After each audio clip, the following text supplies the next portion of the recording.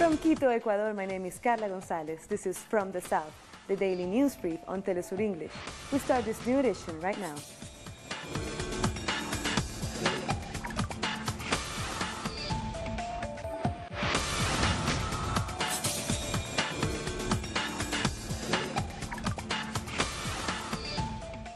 We begin in Peru, where shortly before midnight, President Pedro Pablo Kuczynski survived an attempt by Congress to impeach him.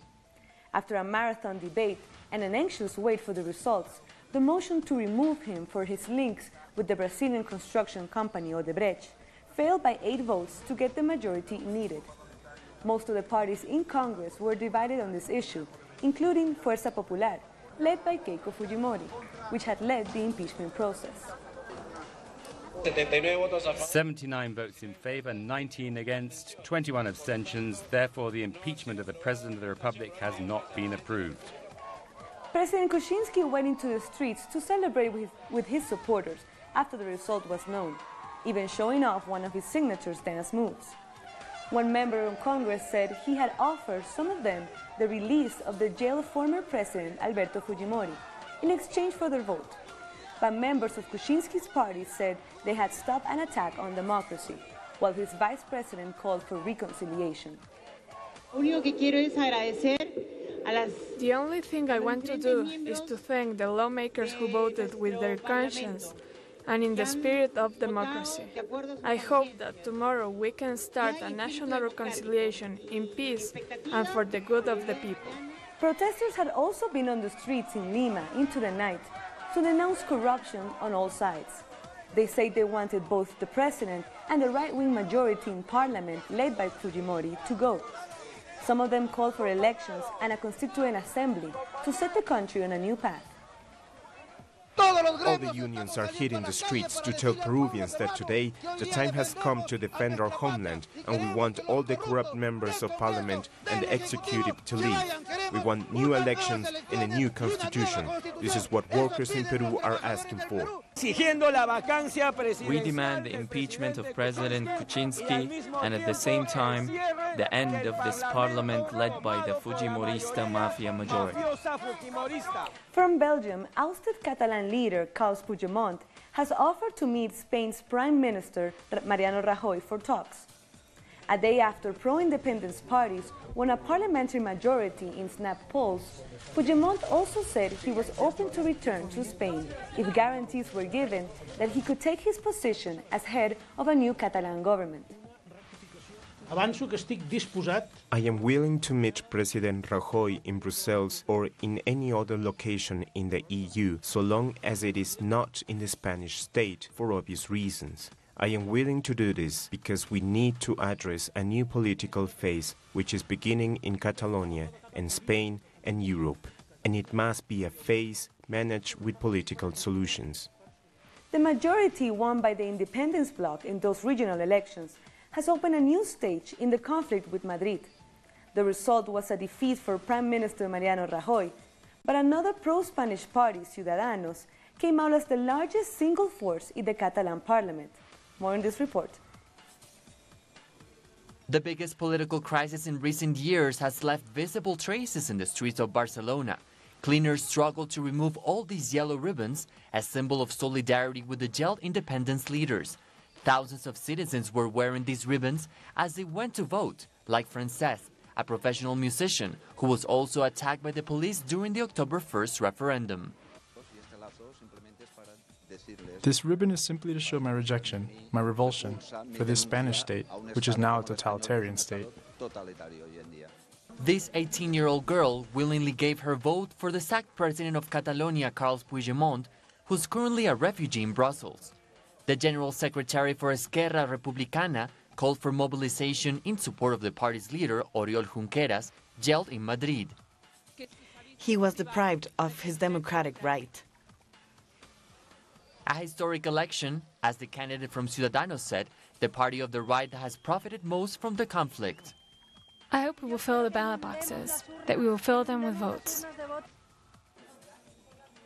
In the end, the polls were filled with a historic turnout of over 80%, which was key for the victory of Ciudadanos in its number of votes and seats. Nevertheless, from Brussels, the The sacked President Carles Puigdemont pointed out that the three independence parties are the ones who won an absolute majority. Decree 155, he said, did nothing. Shortly after, this is how the independence supporters celebrated the results in Barcelona. The independence bloc has won the elections. After the most turbulent months in recent history of Catalonia, the crisis is back, ready to start all over again. Cuba's National Assembly of Popular Power has voted to extend its current session by 2 months to April. The Assembly said the delay will allow more time to deal with the damage done to Cuba's infrastructure by Hurricane Irma. The Economy Minister Ricardo Cabrizas told the Assembly that in spite of the hurricane and President Trump's tightening of the U.S. blockade, the Cuban economy has grown by 1.6% in 2017. The decision means that President Raúl Castro will also step down in April. I want to ratify what I said at the 6th and 7th Congresses of the party about the importance of limiting all senior positions in the country to 2 5-year terms. As a result, when the National Assembly of Popular Power is installed again on the 19th of April next year, my second and final term in office at the head of the state and the government will have to come to an end, and Cuba will have a new president.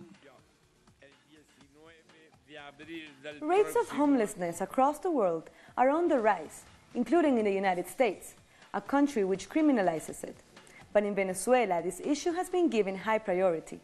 Our Caracas correspondent, Freddie Gillingham, has more. It's almost midnight in Caracas. Most streets lie deserted as people turn in for the night. However, for some, work has just begun. Workers from Mission Negra Hipólita are beginning their nightly patrol. They are part of a social mission set up in 2005 to tackle homelessness by getting people off the streets and helping them to overcome addiction. The program's workers, some of whom are former addicts who were saved by this very initiative, carry out a patrol where they seek out vulnerable people, pick them up and then take them to a nearby rehabilitation centre. There are 32 rehabilitation centres spread across the city. This particular one houses around 300 people and is fully equipped to assist these men on the road to recovery. On December 10th of 2012, I felt really bad. A total loneliness on the streets, without anyone, without friends, without finding God. The Negra Hipólita mission came into the streets at midnight. I was sleeping on the street with others and they took us on what they called a rescue operation. They brought us to a shelter where they gave us food, clothes, and explained to us a little about the mission. But when one is so into drugs, he's blind. But I accepted the help, thanks to God. And until now, I continue in abstinence and living in the center. Although some are reluctant to come at first, many end up staying for long periods, as the treatment they receive offers them hope to get back to a normal life and keeps them off the streets. If my children can watch this message, I will say that I love them, that I am a new person, that I wish, if God let me, to see them again. That is all. This centre is one example of the many social missions that are still operating in Venezuela, despite the difficult economic situation. For people like Carlos, it's his only hope of getting his life back on track and moving forward. Freddie Gillingham, teleSUR, Caracas. We'll be back very soon. Stay with us.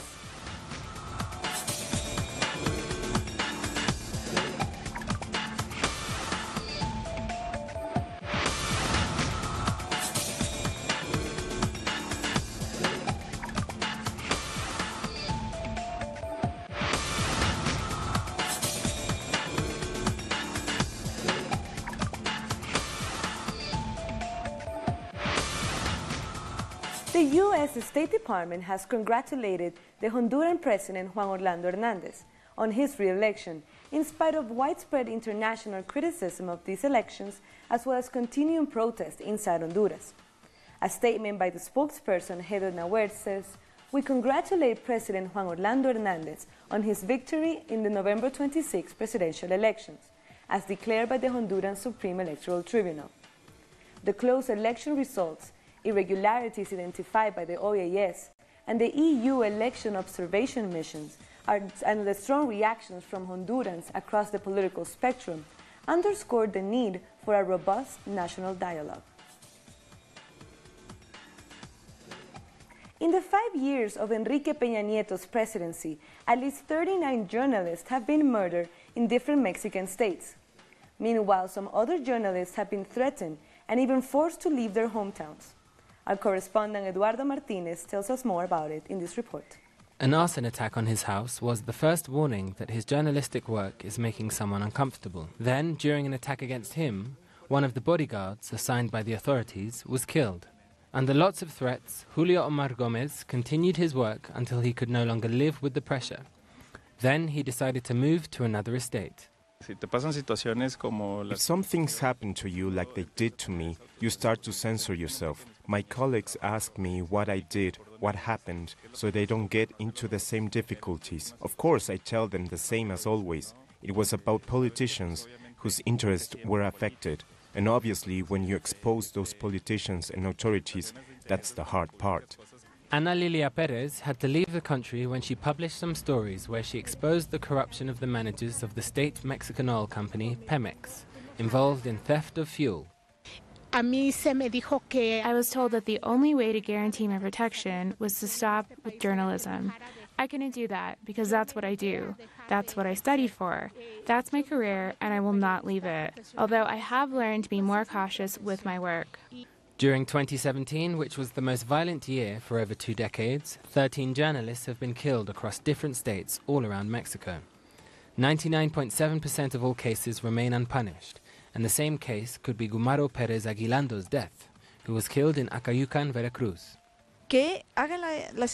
Investigations should continue, and justice should be done not only with the actual perpetrators, but also with the intellectual perpetrator and the abettors, because behind that chain hides a big group of public officials. Most of the aggressions come from state agents, that could be policemen, congressmen, governors, and senators. Angered by the situation and the unjust situation that they live with, many journalists have come out to the streets to demand respect for their freedom of speech in the press. They also demand that the federal and state laws of protection and care, which were created for these kind of cases, actually work. Referring to them personally could be too bureaucratic and also become a risk, because in these same institutions, they often work for their attackers. After Argentina's President Mauricio Macri pushed through his pension reform in the face of massive protest, pensioners in Chile have shown solidarity with their fellow pensioners next door. They too fear an attack from their newly elected right-wing president.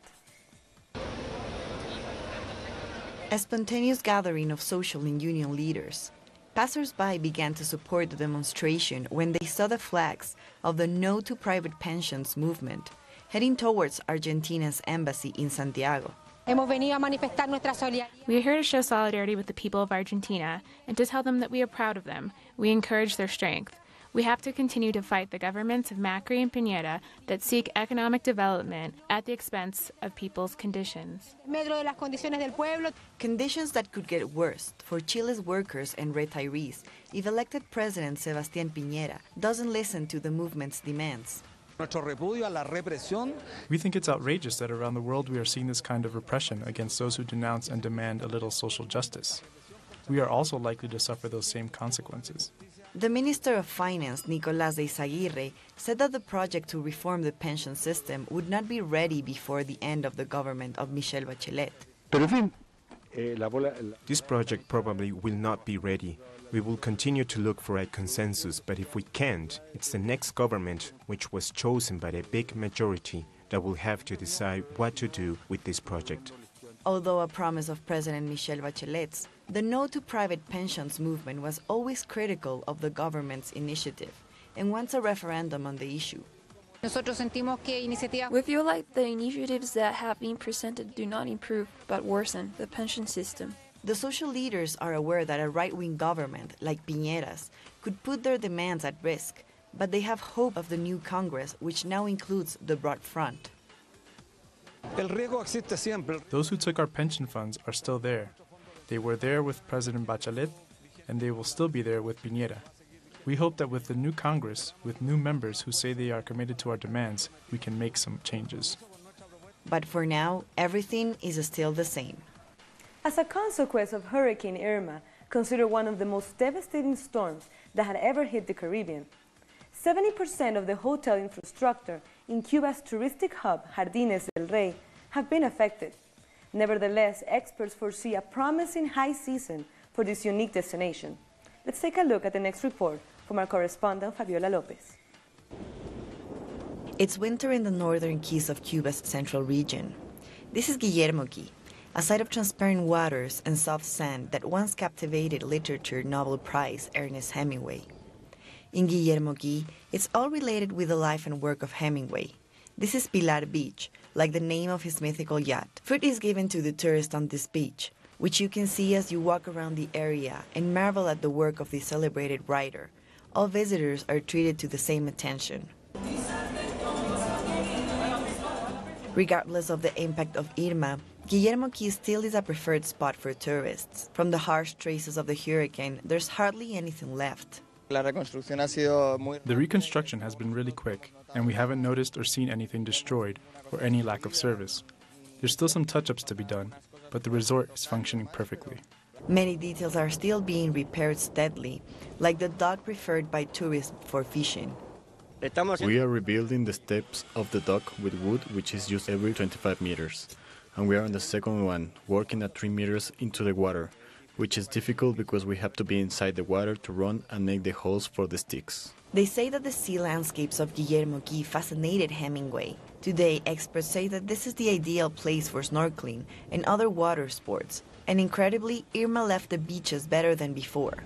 Its impact made the sand shores grow up to 5 meters in some cases. The beach here is perfect for kite surfing. The water is warm, the beach is big, the wind is perfect every day for kite surfing. What I like here in the Cuban Keys is the diversity. I think what we miss the most in other places is the Caribbean, the white sand, the palm trees. To be in winter and be able to come here knowing it's cold in other places, where we could be covered with coats and such, and you don't see that here. The truth is that in Guillermo Key, anything can happen. From a happy dolphin showing his delight after being evacuated and transported in helicopters before Irma, to an exclusive dance to Yemaya, the sea goddess to some visitors.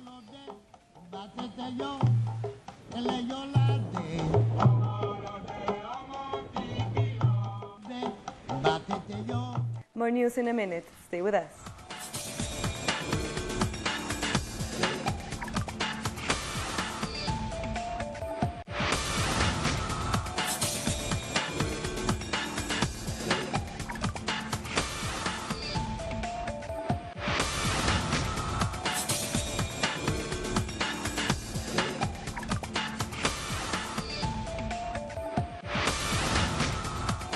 What started off as Friday prayers at the Al-Aqsa Mosque turned into protest as hundreds of Palestinians chanted slogans against the U.S. recognition of Jerusalem as the capital of Israel.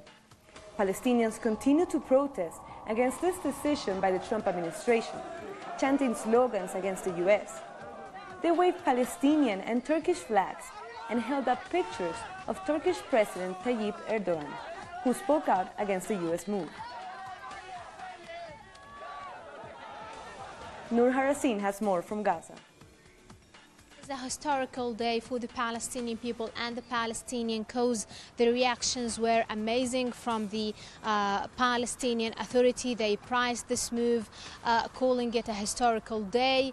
The Palestinian factions like Hamas, Fatah, PLFP, DLFP, they all published statements thanking the countries that voted in favor for the UN decision for Palestine.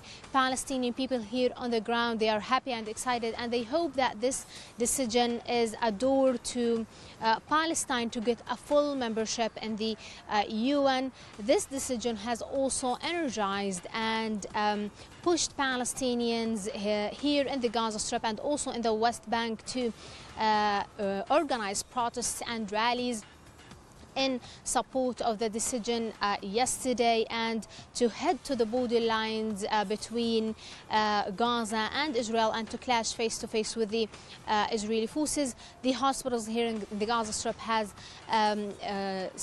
decided a status of emergency, as they are expecting casualties to arrive to the hospitals today. That was Noor Harazeen from Gaza. Now let's take a look at our World News Roundup. Russian President Vladimir Putin has accused the United States of plotting to withdraw from the Intermediate-Range Nuclear Forces Treaty, which bans short and intermediate-range land-based nuclear and conventional missiles. This way, the United States are in fact leading the destruction of the Intermediate-Range Nuclear Forces Treaty. They are constantly searching for some violations from our side and are consistently doing it themselves, the same way as they had consistently and persistently worked on leaving the Anti-Ballistic Missile Treaty, which they at the end have left unilaterally, as we know. The UN General Assembly adopted a motion on Thursday to reject the U.S. decision to recognize Jerusalem as Israel's capital, with a vote of 128 to 9, with 35 abstentions. Ahead of the vote, President Donald Trump had threatened reprisals against countries that backed the measure.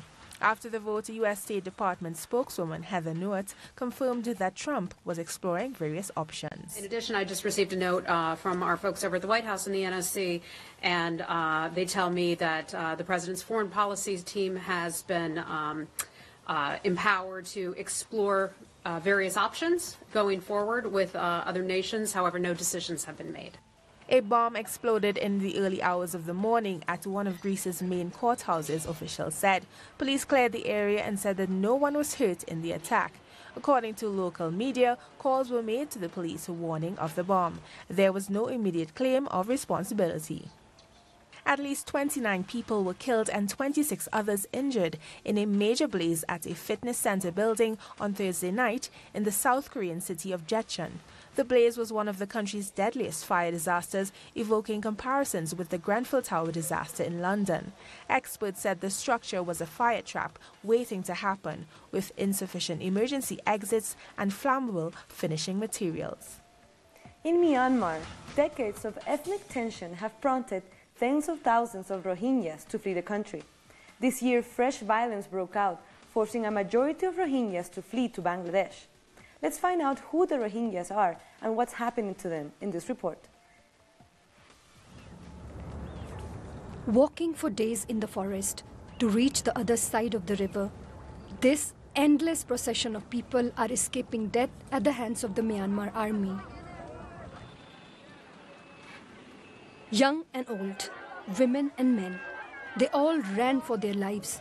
But what they saw and faced, they will never forget. After my husband was killed, I had no option but to run for my children's lives. We spent 2 nights in the hills and sneaked past the border. My children haven't had any food yet, and they've been crying.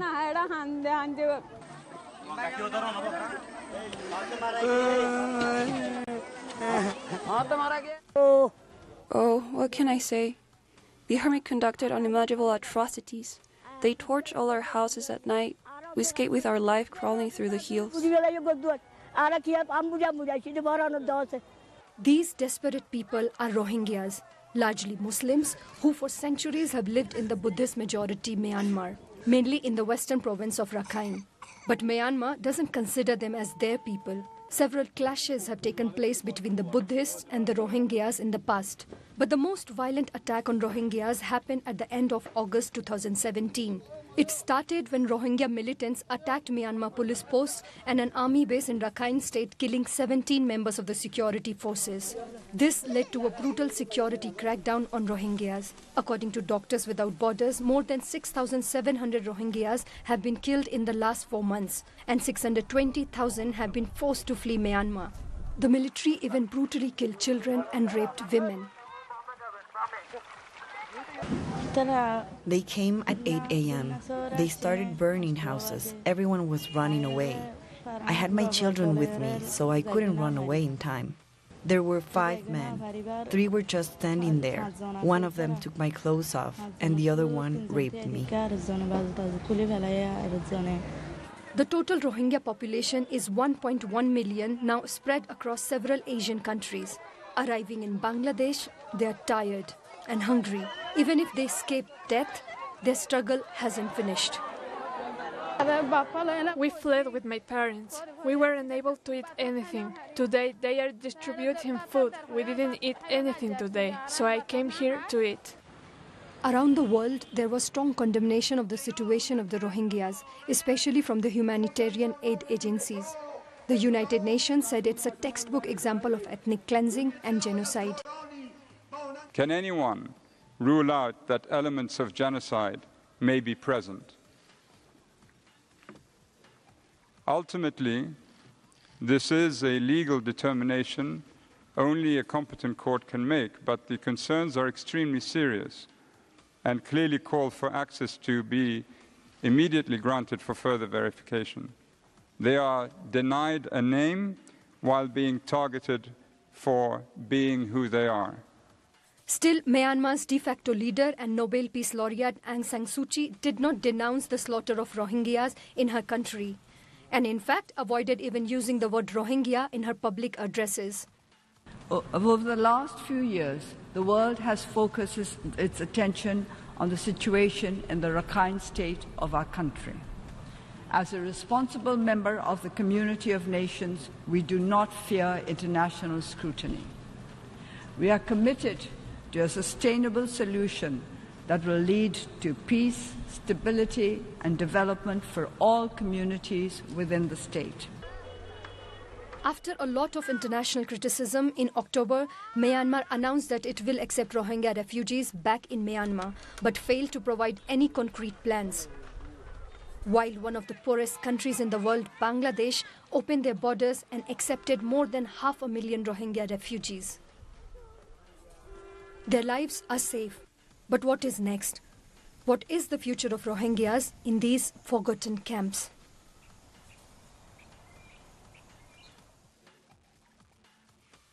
This and many other stories, you can find them on our website at telesurtv.net/English. And you can also join us on social media, Facebook, Twitter, and Instagram. For Telesur English, I'm Carla Gonzalez. Thank you for watching.